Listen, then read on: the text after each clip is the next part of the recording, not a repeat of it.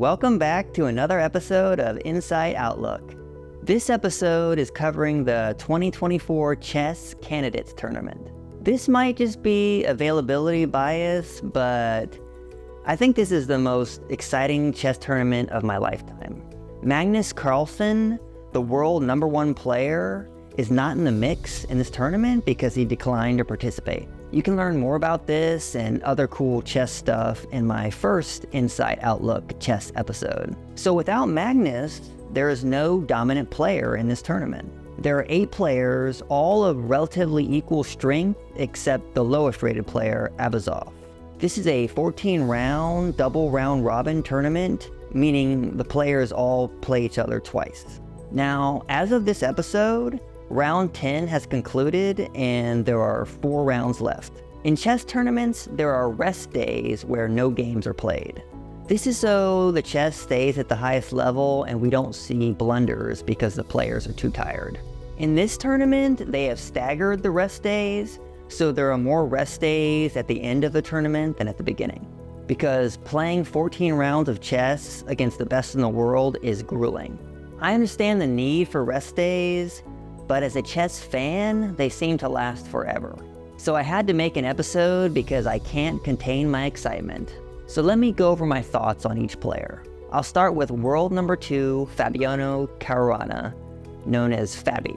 Fabi has, for the most part, proved that he is the second best player in the world. Of all the opponents of Magnus Carlsen during the World Championship, Fabi has been the strongest. Fabi is the 3rd highest rated player of all time, behind, of course, Magnus and the legend Garry Kasparov. Other than Magnus, Fabi has had a rating over 2800 for longer stretches than any other active player. But still, there are 3 other players that have acclaimed to be the second best player in the world. World champion Ding Liren is one of them, and the other 2 are both in this tournament. One of them is world #3 Hikaru Nakamura, known as Naka. Naka is the most popular chess streamer in the world, meaning he makes way more money from streaming than he does from top-level chess tournaments.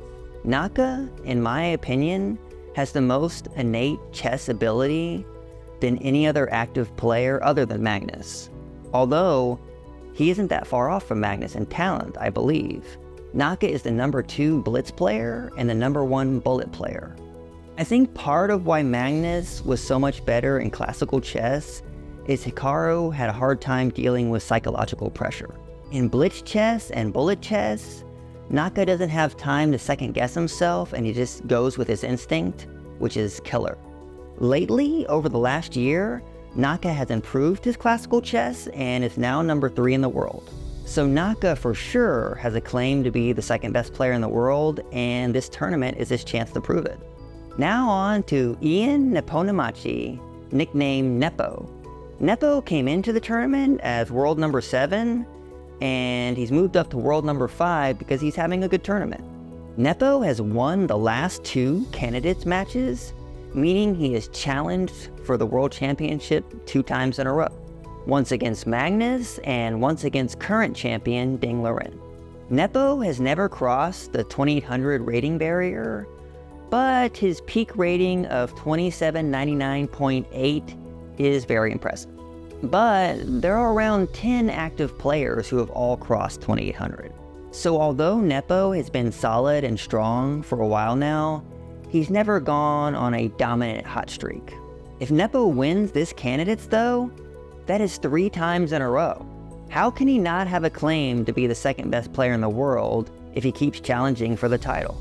Okay, so those are the 3 veteran Super Grandmasters aged between 31 and 36. Next, Alireza Firouzja. Now Firouzja, who is only 20 years old, was thought to be the next Magnus Carlsen not too long ago. He was on the same ratings trajectory as Magnus, actually crossing the 2800 rating barrier at 18 years and 5 months, which was 6 months earlier than Magnus. He even qualified and played in the 2022 Candidates Tournament, and he went into that tournament as world #3, and he had just turned 19. However, he did poorly in that tournament and didn't play much chess for the next year after the tournament. He still doesn't play chess full-time, which is wild considering he's in his prime and he could possibly be a future world champion. Now on to the 3 Indian players. I told you in my first chess episode that India would probably be the dominant chess nation in the future, and it's already happening. We have Santosh Gujarati Vidit, who at 29 years old is a chess veteran. The pandemic really slowed him down more than most players, and just as he was coming up, he stalled. He was world number 25 going into the tournament. I think Vidit is at his chess peak now and is relatively equal to the other players. There is some added psychological pressure because this is probably Vidit's one chance to become world champion, and the other Indian players are stealing the spotlight. Ramesh Babu Praganananda, nicknamed Prag. Prag is only 18 and he managed to qualify for the biggest tournament in chess. Prag is super talented and is for sure a top 20 player and probably a top 10 player. He came into the tournament as world number 14 and now is world number 11. Did I mention he is 18 and will only be getting stronger in the next few years? And then Damaraju Gukesh. Gukesh is only 17 years old, and his chess trajectory has been similar to Prag.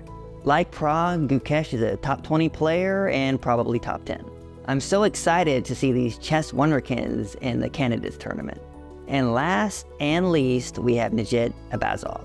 I am not trying to be disrespectful, but as a chess fan, it is annoying to have such a low-rated player in what is supposed to be the strongest chess tournament. Abazov is not even in the top 100 chess players. Going into the tournament, he was world number 114, rated 2632. He's never been above 2700 or even close to it. So what is he doing here? I want to briefly discuss the qualification process. There are 8 players in the candidates. Nepo qualified by being runner-up in the last Chess World Championship.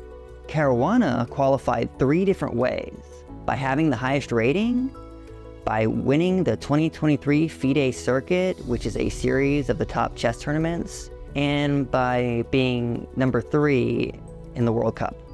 Prague qualified by getting second in the Chess World Cup. Abazov qualified by getting 4th place in the Chess World Cup. It's only supposed to be the top 3, but Magnus won the World Cup and he dropped out of the tournament, so they took the next one, which was Abazov at number 4. Vidit qualified by winning the Grand Swiss tournament, and Hikaru qualified by getting second in the Grand Swiss tournament. Gukesh qualified by getting second in the FIDE circuit 2023. And Firouzja qualified by having the highest rating other than Fabi, Hikaru, and Nepu, who qualified in other ways. So having the runner-up of the last World Championship is fair. I think having the top 2 finishers in the Grand Swiss is also fair. The winner of the FIDE circuit and the highest rated player, that's more than fair. But having the top 3 finishers of the Chess World Cup qualify is ridiculous. The World Cup is a knockout tournament, meaning 2 players play each other twice and then do rapid blitz tiebreaks if needed. And the one who loses is out of the tournament. This makes for a very exciting tournament because lower rated players can knock out higher rated players. But when used as a qualification for the candidates, it allows lower rated players to qualify for the candidates, which I don't think is what chess fans want. We like the tournament, but I think only the winner of the World Cup should qualify, not the top 3. The other 2 spots should go to the second place of the FIDE circuit and the second highest rated player. Otherwise, you get world number 114 playing in a tournament meant for the best in the world. That's all I have to say about Abazov and the qualification process. Okay, now my thoughts after round 10. Could this be any more exciting? If you are new to chess tournaments, if you draw all your games or you win and lose the same amount, you're on 50%. If you have all draws and 1 win, or just 1 more win than loss, you're on +1. 2 wins, you're on +2. And then the same with losses, except it's -1 and -2. Usually +2 or +3 is enough to win a chess tournament. So if you have 14 rounds and only 4 rounds left, and one of the players is on +2 or especially +3, they have a great chance at winning the tournament. 17-year-old Gukesh is tied for first place with Nepo on +2.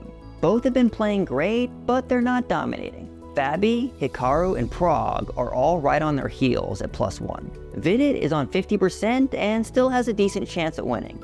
The only players now that have no chance of winning are Abazov at -4, which was expected, and Firouzja at -3, and he's just having a bad tournament.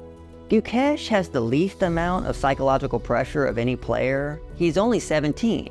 He isn't expected to win at such a young age, and the same goes for Prague. Nepo has some pressure for sure, because if he doesn't win, he'll have a tough time qualifying again, and his argument of being the second best player in the world will weaken significantly. Fabi has the most pressure of any player, because he is the favorite, the highest rated, and with Magnus out of the mix, his dream of being world champion is within reach. Hikaru is feeling very little pressure. His financial future doesn't depend on him being a top chess player because of his very popular streaming. He also knows that if he wins the candidates, he will have a lot of hard work ahead of him and a lot of pressure in the fight to become world champion. And even if he becomes world champion, Magnus will still be number 1. So I think Hikaru would be perfectly happy not to win the candidates, as long as he has a decent result, and right now he's on +1. Vidit is feeling a lot of pressure. He doesn't want to be outshined by his younger fellow Indian players, and a poor showing could make it tough to get invited to the top tournaments. Abazov is feeling pressure too. No one expects him to win, but he knows he doesn't really belong there, and he doesn't want his results to show that. And as for Firouzja, he's made this tournament exciting, but not with his chess. During the 9th round, the chief arbiter told Firouzja to walk more quietly. During the games, the players will pace around to help them think. They don't just have to stay at the board the whole time.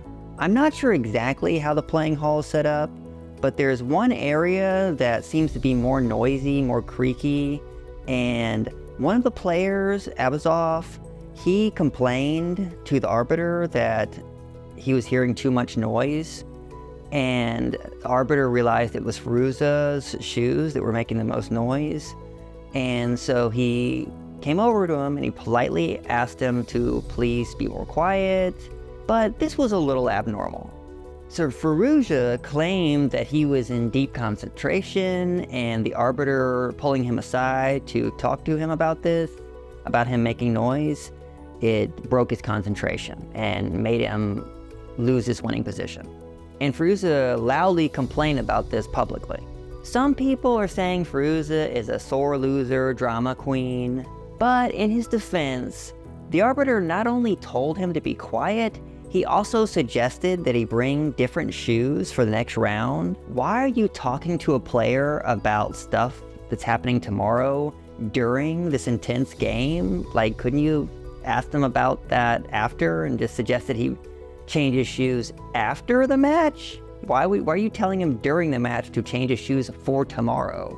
He's playing right now. He has shoes on. What, I mean, you want him to take off his shoes? I mean, this could have been, really, the arbiter should have just said, please be quiet, or just something like, please walk more softly, please walk more quietly, one of the players was saying. It was a little loud, something like that, rather than, hey, could you bring different shoes tomorrow? Is that cool with you? And it's just like he's having this, it's way too much talking, way too much thinking for Firouzja, because Firouzja is trying to think about the game, and now he has to think about what shoes he's going to be wearing tomorrow. I mean, also, Firouzja is really into fashion, so when the arbiter's talking about which shoes he should be wearing tomorrow, I think that turned on Firouzja's fashion brain a little bit. Just speculation on my part. Well, anyway, I don't know who to blame. And to me, it just seems like an unfortunate occurrence that no one is really to blame for, which actually happens a lot in life, but people just can't accept that and always have to assign blame. I'm not to blame, so you must be to blame. No, sometimes no one is to blame in a bad situation. So, in round 9, Firouzja had a winning position, but he let it slip to a draw. And in the latest round 10, He played poorly and lost a game that should have been a draw. So going into round 11, there are still 6 players fighting to win the candidates and become the challenger for the World Championship. I don't really have any predictions because these players seem evenly matched. Of the 6 players who still have a chance to win, only Fabi seems to be out of form, but he's normally the strongest, so I think him being a little out of form and the other players being in good form, it's still pretty even. Okay, I have ranted long enough. That's all for today's show. If you have any thoughts, disagreements, whatever, let me know in the comments section. Please like the video, subscribe to the channel, and click the notification bell to get updated about the next episode. Thank you.